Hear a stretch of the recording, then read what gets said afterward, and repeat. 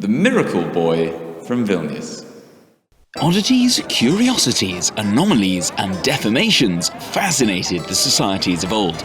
Masculine women or feminine men, albinos, Siamese twins, and especially giants or dwarves piqued everyone's curiosity and earned a pretty penny at markets and festivals. Stillborn babies would be placed in a special liquid, preserved and displayed in anatomy shows. The famous 17th century Vilnius physician, Maciej Włóczek, had an exotic item, a knife swallowed by a peasant in Königsberg and later extracted. And the Radziwiłł painting collection included the image of a man who could write with his feet. In the Baroque era, these unique displays were known as curiosities, a word with many meanings.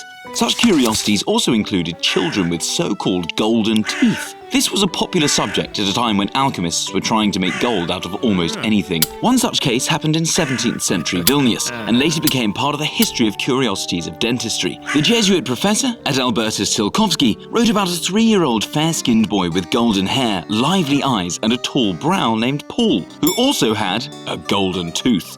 When his mother noticed the boy's tooth, she told everyone she knew. Word soon spread about this wonder of nature, and the child became the most famous person in the city.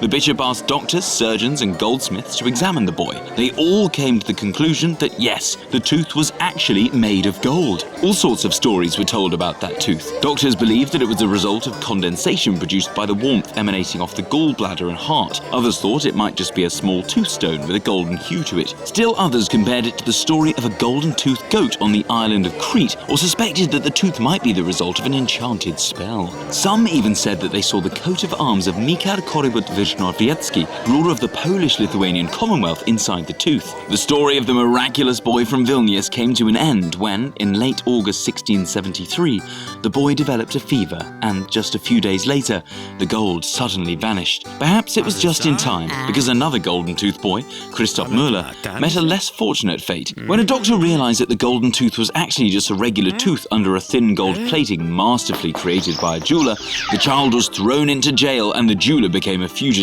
Clearly, many curiosities in the world of controversial living artifacts were often just forgeries and frauds exploited for profit.